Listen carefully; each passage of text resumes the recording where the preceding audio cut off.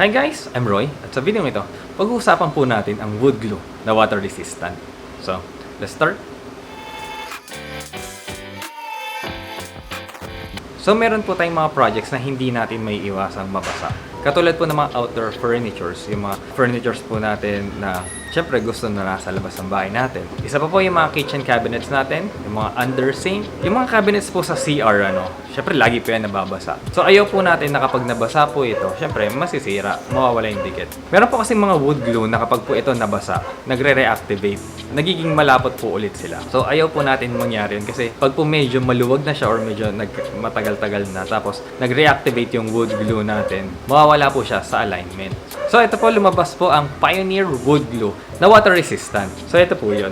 So bakit po ito yung gusto nating pag-usapan ngayon? Sa tingin ko po marami po sa inyong gustong gawa ng mga kitchen cabinets, mga projects pang outdoors. Pero ito po yung number one. Marami po sa inyong gustong gawa ng butcher's block. So kung ano po yung butcher's block, ayan po yung ating sangkalan na maganda. Pero syempre, mahirap pong maghanap ng wood glue para doon. Number one po, gusto natin water resistant. Kapag po kasi nabasa ito, ayaw po natin na magtatanggalan. Lalo po kapag yung mga butcher's block natin ay yung mga cubes. Pag po yung nabasa, tapos nagtanggalan. Nakagawa po ako niyan. Hindi po ito yung wood glue na ginamit ko. So, nagtanggalan sila. So, sayang yung kahoy. Pero, baka po gumawa tayo niyan sa next project natin. So, stay tuned lang kung paano natin po siya gagawin. So, ano pa po maliban sa water resistant siya? Isa pa pong maganda rito para sa ating butcher's block is non-toxic. Meron po nakasulat dito, non-toxic. So, ano po ibig sabihin nun? Ayun po, hindi po siya nakakalason. Wala pong chemicals na hinahalo doon na magbibigay ng sakit sa atin. So, pwede po natin siyang gamitin sa ating butcher's block. Hindi po tayo matatakot gamitin siya. So, maganda pa po dito sa ating Pioneer Wood Glue ay water-based po itong ating wood glue na to. Yan. So, yun na nga po, non-toxic siya. Isa pa po sa maganda rito ay sobrang bilis matuyo. As in. May mga ginagamit po kami na wood glues. Ang tuyo po niya is 24 hours. As in, fully cured po siya. Within 24 hours po siya bago matuyo. Pero dito po sa ating Pioneer Wood Glue, sabihin po natin mga 1 to 2 hours lang. Tuyong-tuyo na po siya. As in, cured na po siya. So, ano pa po yung maganda rito, Maganda pa po dito, napakadali pong ipahin. Yung consistency po nito, malabnaw. So, madali po siyang ipahid. Kapag po kasi malapot yung ating wood glue, mahirap po siyang i-spread Hindi po natin kailangan na masyadong maraming wood glue para magdikit ng mga joints. Yung sakto lang po. Ayaw po natin na yung wood glue natin nagkakaroon ng squeeze out. Kasi sayang po yan. So, kapag natuyo pa po yung squeeze out natin sa ating mga projects, kung babarnisan natin, magmamantsa po yan. So, ayaw po natin yan. So, meron po akong ginawang video dati, dito po sa taas. Ayan po yung unang tinesting namin, yung Pioneer Wood Glue. May mapapansin po kayo dyan na ginamitan ko lang ng wood glue. Ito yung sa Pioneer. Ito nyo, nakalubog yung joints nila. Yan, dyan, sa loob. Yan. So, ito po yun. Hanggang ngayon, buhay pa rin po ito. Hindi pa rin po siya natatanggal. Yan. Matibay pa rin po yung kapit.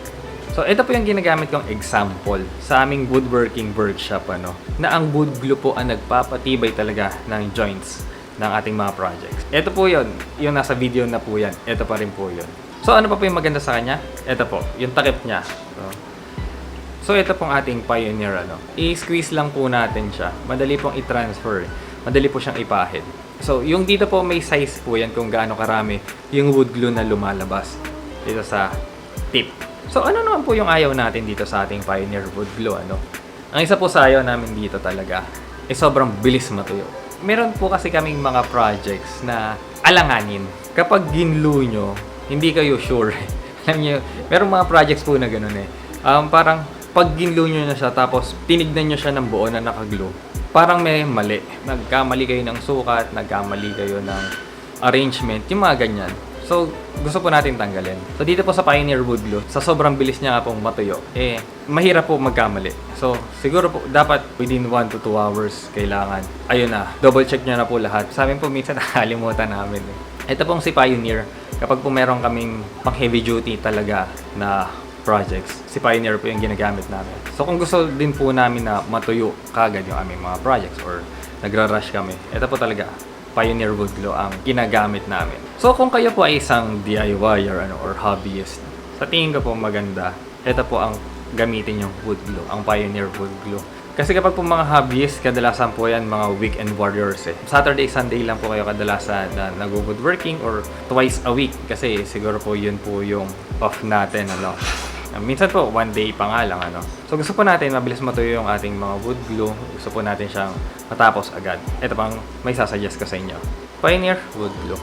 One more thing. Ngayon po, December 2020, naka-buy one, take one po ang ating Pioneer wood glue. So, ipapost ko po sa may description at saka ipipin comment ko po kung saan po kayo makakabili ng Pioneer wood glue na buy one, take one. So, until supplies last lang po ha. And kung ako sa inyo, mag-stock na po kayo. So, ito po si Pioneer wood glue. Meron din po siya shelf life na 1 year. So, siguro naman po hindi naman po aabot ang inyong wood glue sa loob ng isang taon, ano. Kaya, gawa lang po tayo ng gawa ng mga projects. Good luck po sa inyong mga future projects. So, ayan po. If ever po na meron kayong questions, suggestions, or any other comments ano po, regarding sa ating Pioneer wood glue, comment nyo lang po sa baba. Tatry po natin silang sagutin. So, yun na po. Thank you!